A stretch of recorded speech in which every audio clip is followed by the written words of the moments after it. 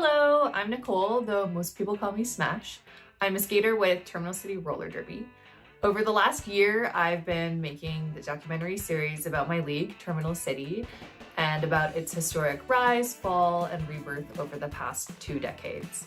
But there's another story I wanted to tell as well, and one that I felt deserved its own standalone episode, and that's the story of Rolla Skate Club. So Rolla Skate Club is very near and dear to my heart because it's where I first learned how to roller skate, and a number of the current skaters at Terminal City also first learned how to roller skate there too. As well, the co-founders of Rolla Skate Club, Lulu Demon and Busy or Business Time, they also are former Terminal City skaters who used to skate with TCRD before they opened Rolla. I think Rolla is an amazing community to be a part of, and so I wanted to share their story too.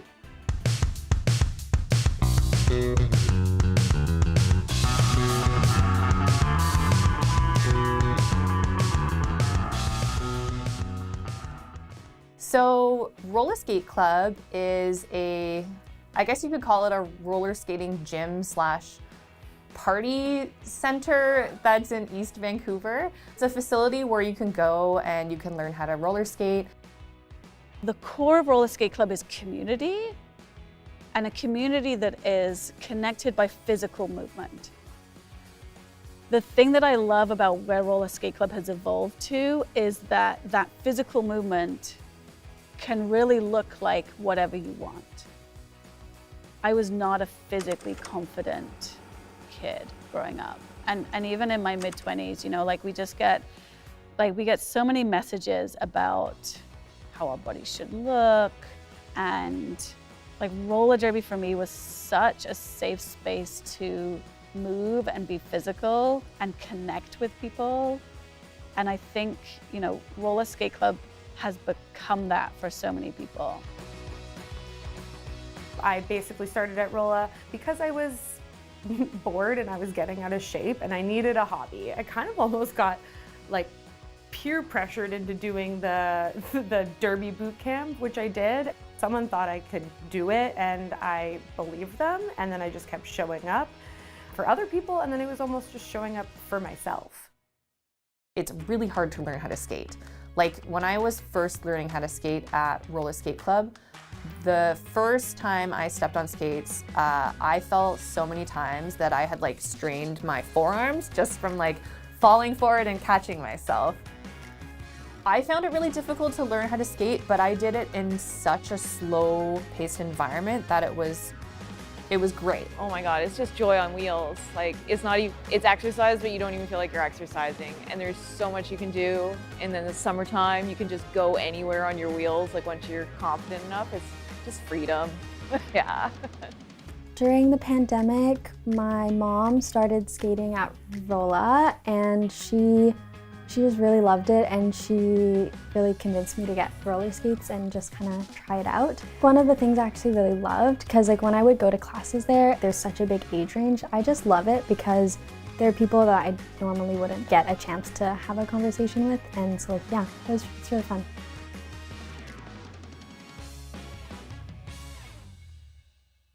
Rolla Skate Club began, like a lot of great ideas, as a conversation between passionate people.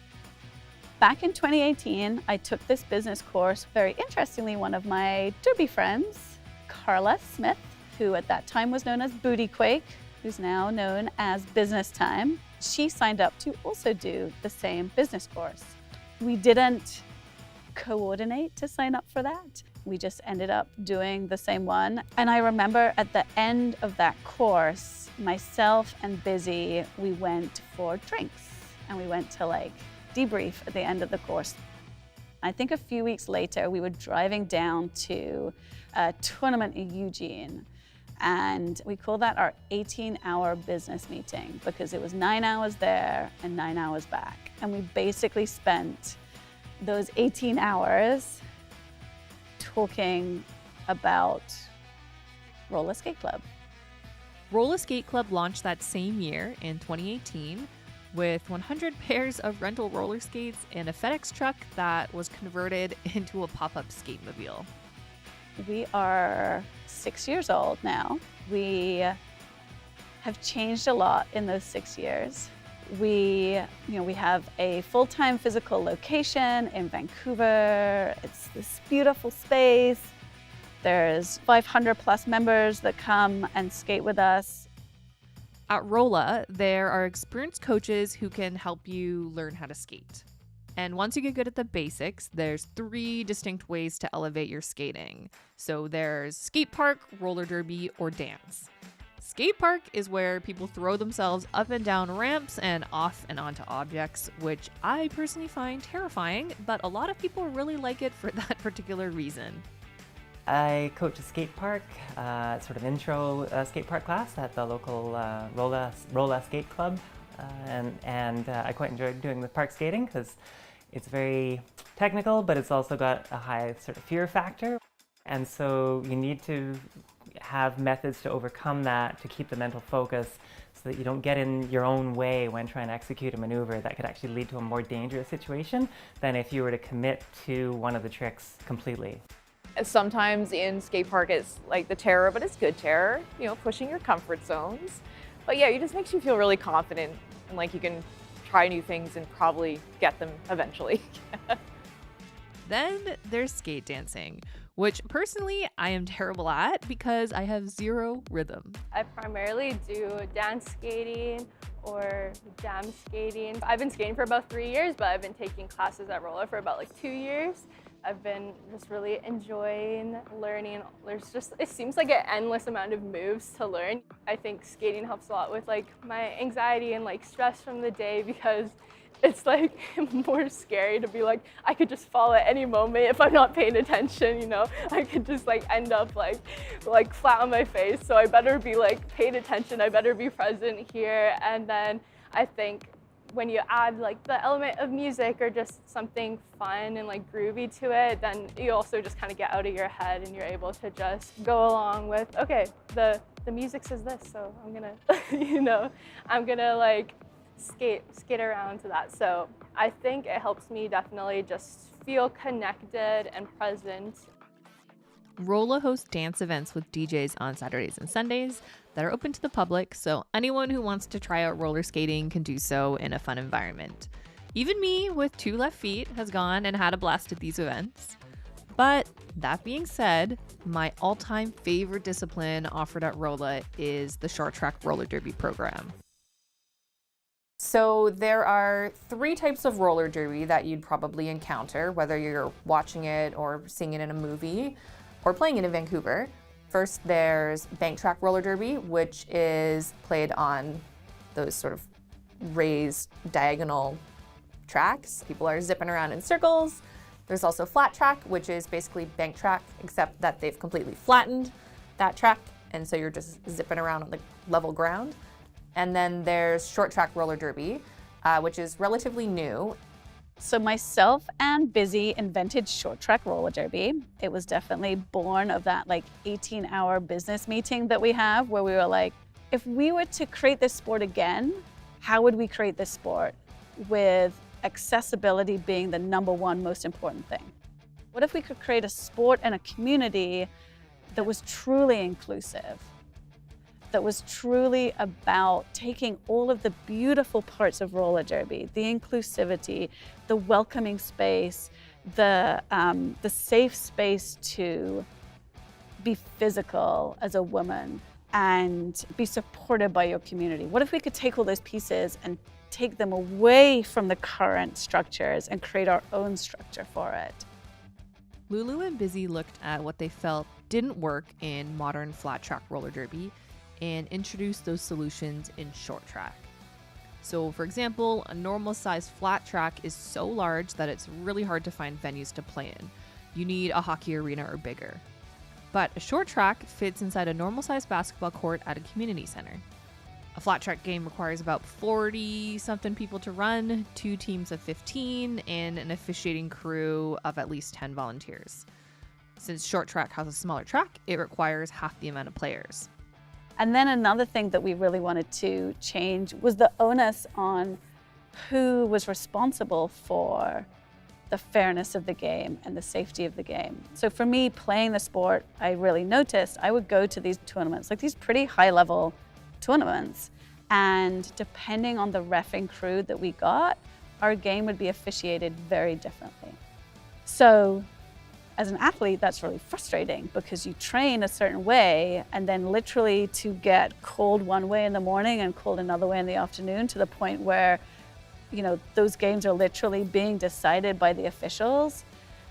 And also what was interesting as well is that, so this was a women's sport, but the officials were mostly men. So it just didn't sit right with me that a lot of the outcome of the games were not being decided by the women on the track, but by the men that were telling them what to do as the officials. So we wanted to flip that, and a big part of short track is that the responsibility for fair play and safety is on the players, not the officials. In reality, this means that short track players are responsible for noticing their own penalties and removing themselves from play. So you only need 3 officials to run a short track game instead of the 10 or so that you need to run a flat track game. So with all that in mind, here's how short track came together. It's played on an oval track, and the game is split into 2 halves with 10 one-minute long jams in each half. During each jam, there are 6 people in total on the track, with 1 jammer and 2 blockers from each team. The jammer wears a star in their helmet and gets a point every time they lap the opposing team's blockers.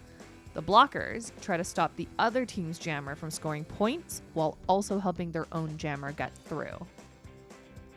There are some other benefits for players as well, since Rolla is funded by paid memberships.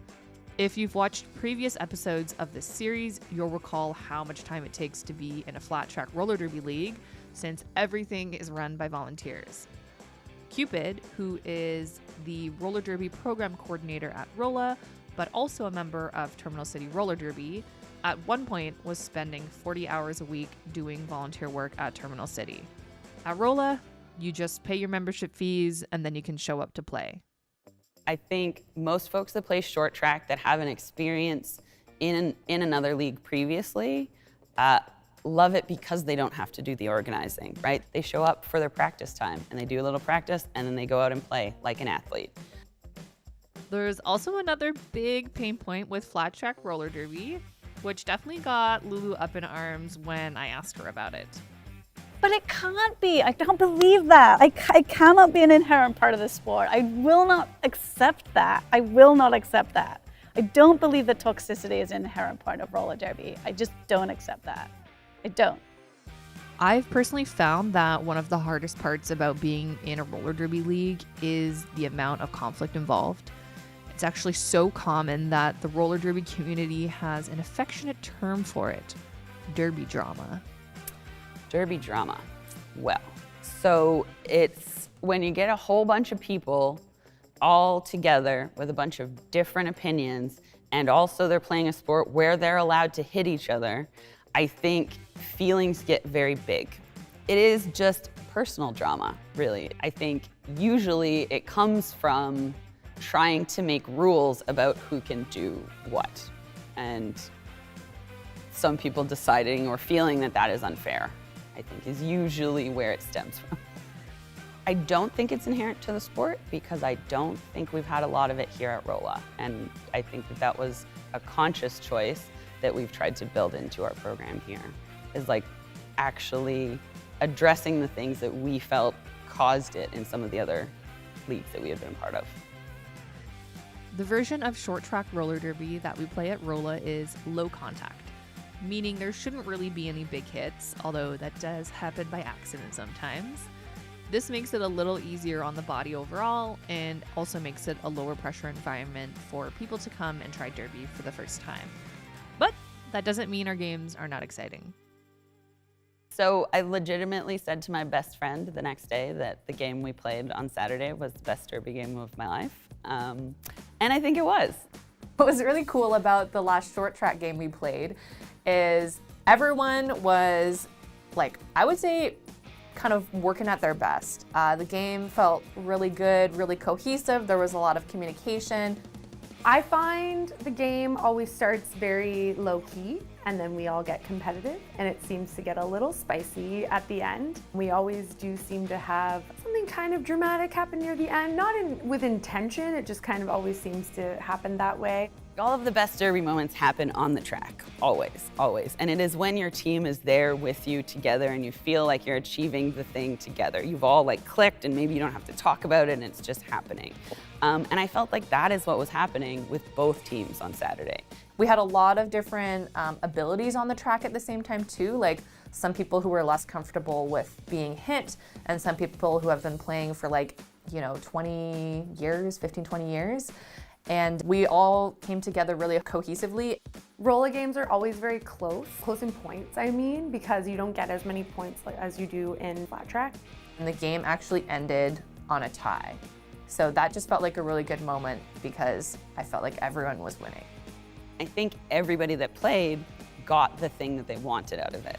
And so I think it made me feel really good. It made me feel like what we're doing here is successful, this is the place to be for roller derby, for me right now.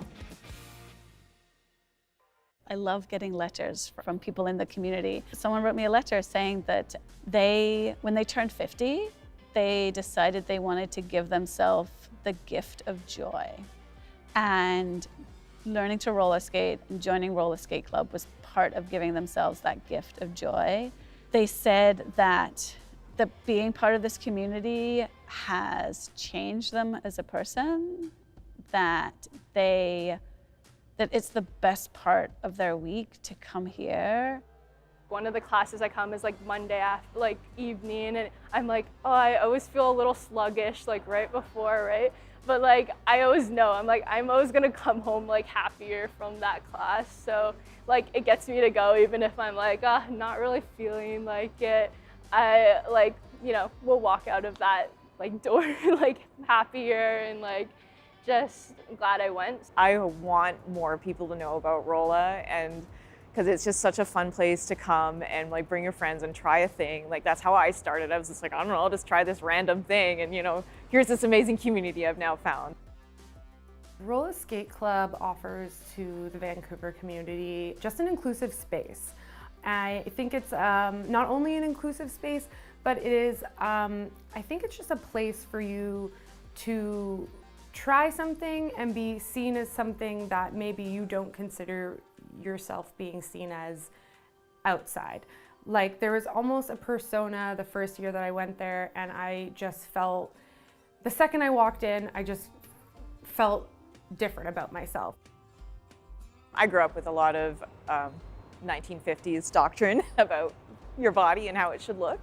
And so being here and just skating, like it just makes you so, as I said, at peace in your body. And as long as your body is doing the things you want it to do, like it doesn't matter what it looks like.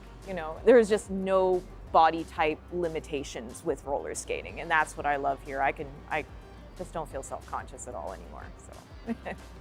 When you have that confidence in your body, that resonates out into the world, and it gives you that like confidence in yourself that then allows you to bring your best self out into the world and the community. The community at Rolla is just so welcoming, and roller skating, not just Rolla, but like everyone I meet who roller skates is just an amazing human being. And they're so friendly, so welcoming. Like they don't care if you're an expert, if you're a beginner, they are there to have you join them and be a part of it. Yeah, come join us.